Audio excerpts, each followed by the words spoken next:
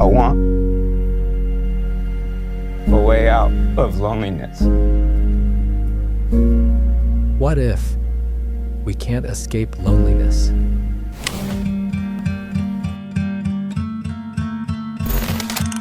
All our lives, we've been frantic to escape loneliness, shoving our way into crowds and plugging every gap of silence with distractions. But eventually, you realize loneliness hasn't gone anywhere. It's like a shadow that stalks you, clinging to you in the middle of a loud party, hiding behind the clinking of glasses, and waiting in the dead of night.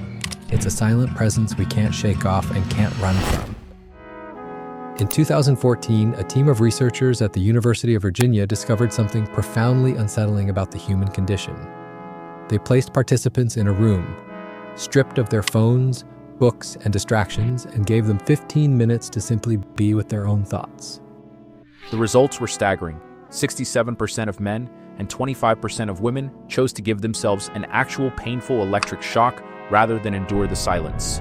We are a species that would literally choose physical pain over our own company. But why? Why has the self become a place so terrifying that we must constantly set it on fire with distractions? To understand why being alone feels like a threat, we have to look at our biology. For 99% of human history, to be alone was a death sentence. In a hunter-gatherer tribe, social exclusion meant you were exposed to predators and starvation. Our brains evolved to view aloneness as a high-level biological emergency. This is why loneliness feels visceral. It is a social pain processed in the same neural pathways as a physical wound. When you feel lonely, your brain is signaling that your very survival is at stake. But in the 21st century, we have fallen into a trap. We have created a world where we are connected every second. We've never been more isolated. We've mistaken accessibility for intimacy. We are living in a digital panopticon where the fear of being forgotten drives us to perform for an invisible audience. When we lose the ability to be alone, we lose the ability to think.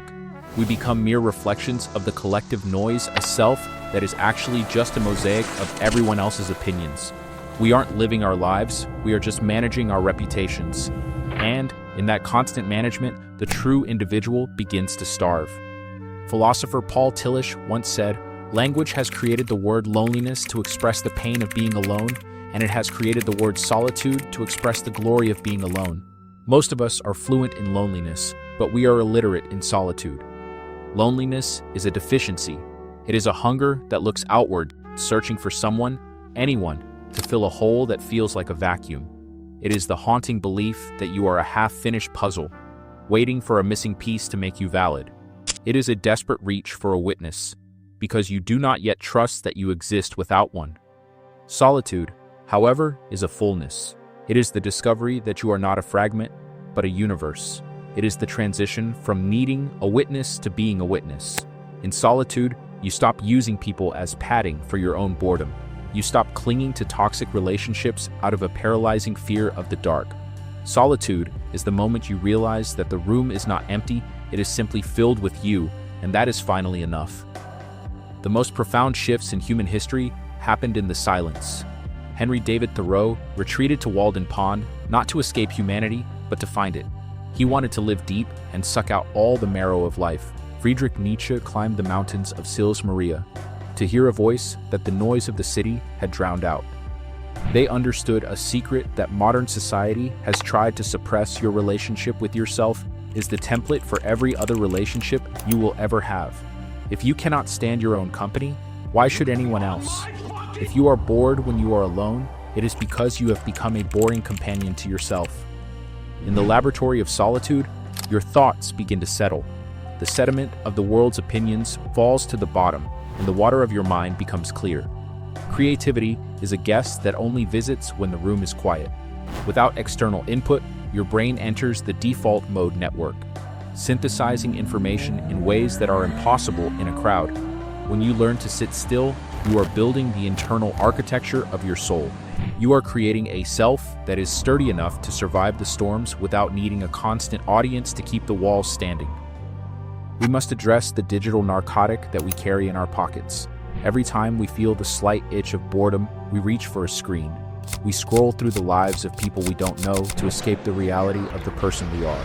This constant stimulation has made us psychologically fragile. We have lost the art of the pause. We've forgotten that the most interesting things about us are the things we haven't posted. The constant ping of notifications is a slow drip IV of validation, but it is a hollow substitute for self-respect. We are becoming experts at being busy, but amateurs at being alive. The art of being alone is not about becoming a hermit. It's about being able to walk into a crowded room and remain whole. It's about knowing that while your world has changed, your core remains intact. You are not a satellite orbiting other people's lives. You are the sun in your own system. You give light, you don't just reflect it. The silence was never the enemy. It was the only thing quiet enough to tell us the truth. We're already home. We just had to stop running to see it.